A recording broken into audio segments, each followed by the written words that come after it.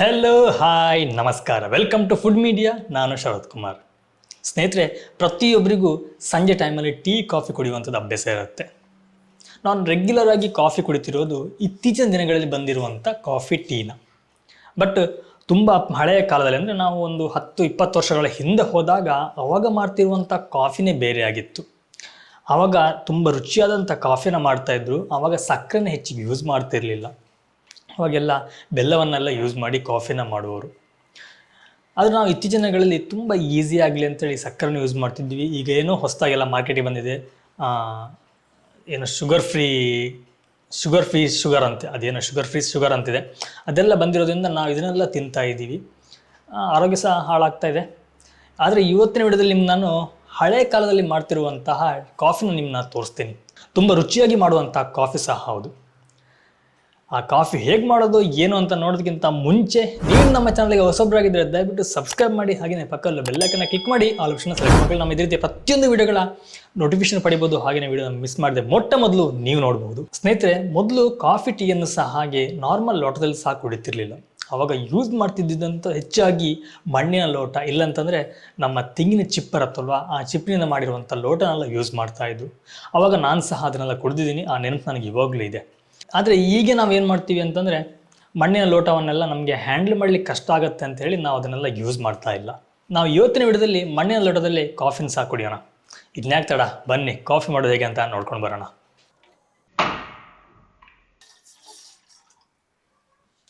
ನಾವಿಲ್ಲಿ ಕಾಫಿ ಮಾಡಲಿಕ್ಕೆ ಇಷ್ಟು ದೊಡ್ಡ ಲೋಟದಲ್ಲಿ 2 ಲೋಟದಷ್ಟು ನೀರು ಹಾಕೊಳ್ತಿದ್ದೇವೆ.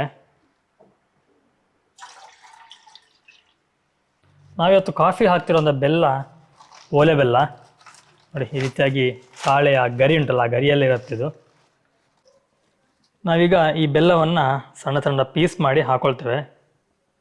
ನಾವು ಒಂದು ಬೆಲ್ಲವನ್ನು 4 ಪೀಸ್ ಮಾಡಿದ್ವಿ. ಅದರಲ್ಲಿ 1 ಪೀಸ್ ಇಟ್ಟಿದ್ದೇವೆ, 3 ಪೀಸನ್ನು ಹಾಕ್ಕೊಂಡಿದ್ದೇವೆ. ನಾವು ಇದನ್ನು ಸ್ವಲ್ಪ ಕ್ಲೀನಾಗಿ ಮಿಕ್ಸ್ ಮಾಡ್ಕೊಳ್ಳುವ. ಬೆಲ್ಲ ಕ್ಲೀನಾಗಿ ಕರಗಲಿದೆ ಅಲ್ಲಿ. ನಾವೀಗ ಅದೇ ಗ್ಲಾಸ್ನಲ್ಲಿ ಸುಮಾರು 1.5 ಲೋಟದಷ್ಟು ಹಾಲನ್ನು ತಗೊಳ್ತಿದ್ದೇವೆ.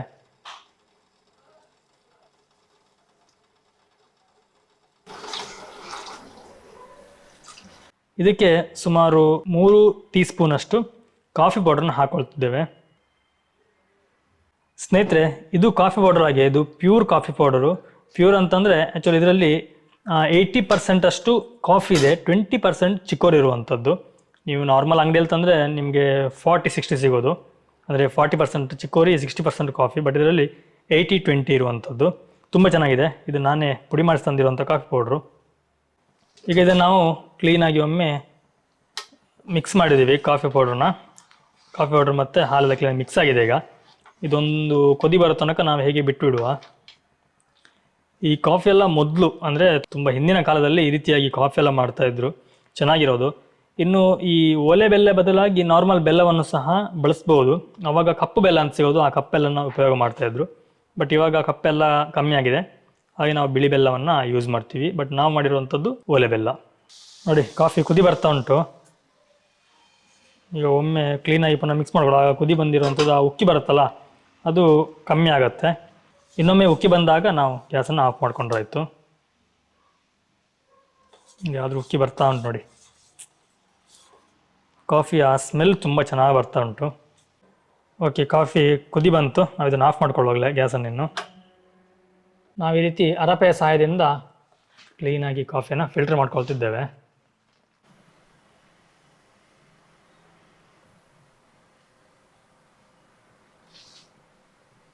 ಎಸ್, ನೋಡಿ ಕಾಫಿ ಕೈಯಲ್ಲುಂಟು.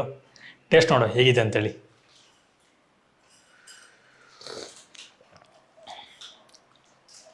ತುಂಬ ಚೆನ್ನಾಗಿ ಟೇಸ್ಟ್ ಬಂದಿದೆ. ಆ ಮಣ್ಣಲ್ಲಿ ಗ್ಲಾಸಲ್ಲಿ ಕುಡಿಯೋದುಂಟಲ್ಲ, ಏನೋ ಒಂಥರ ಮಜಾ ಅನಿಸುತ್ತೆ.